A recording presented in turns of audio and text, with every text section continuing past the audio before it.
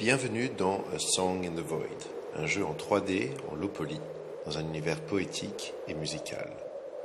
Un pod de sauvetage est en chute libre vers un monde inconnu. Le joueur ne sait pas ce qui l'attend, quels dangers se dresseront sur sa route, et surtout, s'il arrivera à bien de sa mission, faire renaître tout un peuple. Le joueur s'apprête à découvrir un monde alien et exotique, dans lequel il va devoir retrouver des sphères musicales, pour activer des défis parsemés sur des îles plus ou moins dangereuses.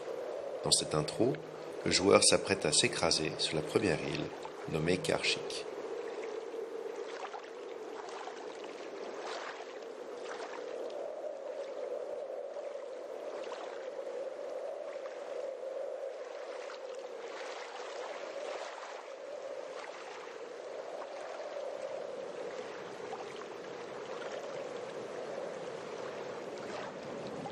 Chaque île est différente.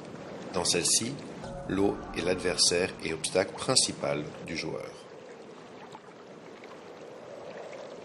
Que fait-il ici? Pourquoi doit-il réassembler l'harmonie des sphères? Quelle est sa mission? Autant de questions qui devront être répondues pour pouvoir résoudre l'énigme d'une civilisation au bord de la disparition. Après le choc initial du crash, celui-ci devra explorer son environnement. Il y trouvera deux types d'éléments importants, les sphères musicales et les sources d'énergie.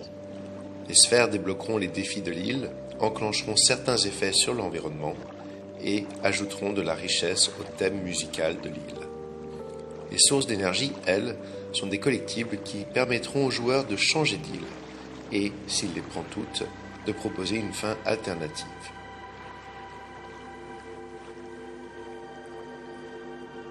Le joueur découvrira sur les îles des monolithes sombres dans lesquels des défis d'adresse et de réflexion l'attendent. Fear not, caretaker. Everything is going according to plan. You may feel bewildered and unsure of your function, but I will guide you through it.